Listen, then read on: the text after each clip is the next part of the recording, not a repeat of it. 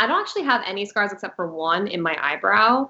And that's from when I was 3 years old. I ran into an open cupboard door. I don't think I even got stitches, honestly. I think my parents might have just put a Band-Aid over it, which is not great. Hi, I'm Madelaine Petsch, and this is my Women's Health Body Scan.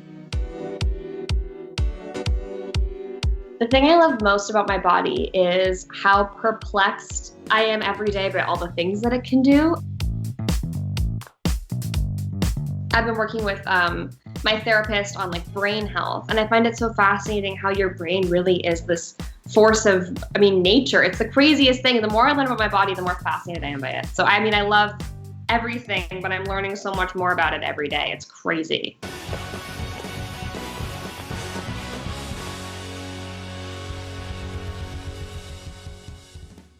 Dancing, what I love the most about it is it was really a mind challenge, and I think it taught me tenacity and promptness at such a young age. Like I'm always 5 minutes early to everything, because if you're even a minute late to ballet class, they close the door and you have to wait outside. So in that realm, I think it really trained my brain and my mind into the way that I am today, and kind of created a hardworking nature within me. And with my body, I think it taught me at a young age that the more physical I am and the more I move, the happier I'll be. And that's why I think I link so much of my mental health to working out. The body part I love exercising most is my abs. I think that my abs feel the most pain, and I love the feeling of being sore. I see. My trainer does this thing called 6-minute abs, which is honestly deathly, and they are the hardest thing ever. The thing that he does is he doesn't tell me what it is, so every minute or 30 seconds we'll switch into a new thing, but he'll never tell me, because that way my brain can't anticipate it. I feel like, oh, I can feel my workout. I worked out yesterday and I'm skipping today, but I can still feel my workout in my abs, and that is a beautiful thing. So in the group of friends that I usually go to events with, which would be Lili and Cami, I'm the one who's always complaining about how bad my feet hurt. Cami is the one who's like, oh no, I can walk at these for hours. And you're like, I don't understand you, you're a superhuman. I, on the other hand, my feet ache and pain all the time. So I always ask my stylist for thick-heeled platforms, which aren't always the vibe with the outfit. So if they're not, of course I'll wear the stilettos, but typically those are the most comfortable. On set, the nice thing is when in between setups, you can take one shoe off and kind of balance on the one foot, and you can sit a lot. But at events, you're kind of screwed. So I just kind of suck it up. Balancing on your toes is what you do in heels, essentially. You're literally balancing at an angle. So pointe really put me in a great place for that, doing pointe dancing. And also just knowing what to do with my arms on the carpet. Do you know what I mean? I feel like a lot of my friends are like, I don't know what to do with my hands or my arms. And I'm like, oh, well, I'm a dancer, so I feel comfortable moving my hands and my arms. Vegan, wheat, chicken. Whoa, that tastes like bread.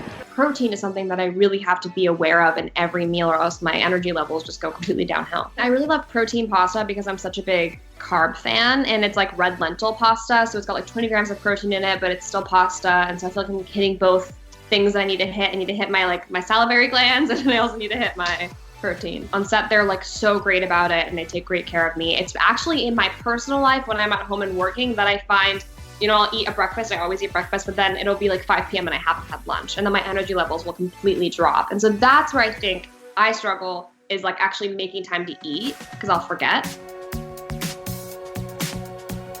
So I, for the show, get my nails done, and usually in regular life, I would get my nails done, but because we're in a quarantine and I'm deathly afraid of human encounters right now, I learned how to do my own nails at home. I do it probably about once a week, but if I get bored, I'll do it twice a week. It makes me happy. It's my only different thing I can do, so. My vision is 20/20 as of right now, but I do wear anti-blue light glasses when I'm on my computer a lot. I had Invisalign as a kid. It was I could either do braces and they'd pay for the full thing, or I could work for 3 summers and pay, because Invisalign's double the price of braces. I think I was still in elementary school. So maybe 6th, 7th, 8th grade I had them. My brother had braces, and he had cuts on his lip, and it was so painful, and I just had little clear retainers I could take out whenever I wanted to. So I much preferred them from the experiences that I saw, yeah. I think I was one of the only redheads in my school, and so to them it was very what is that? That doesn't seem normal, or I've never seen that before. I think it made me realize as I got older that the things typically the things that you're bullied for are actually the things that make you unique, and that kids are kind of, at least when I was a kid, felt like children were afraid of things that were different because they didn't understand it. And now it's funny because it's helped me embrace all the things that make me feel unique and different and special. Because it's so funny when you're a kid, you're made fun of for having red hair or whatever it is, and then when you grow up, you're celebrated for it. It's such an interesting turn of events.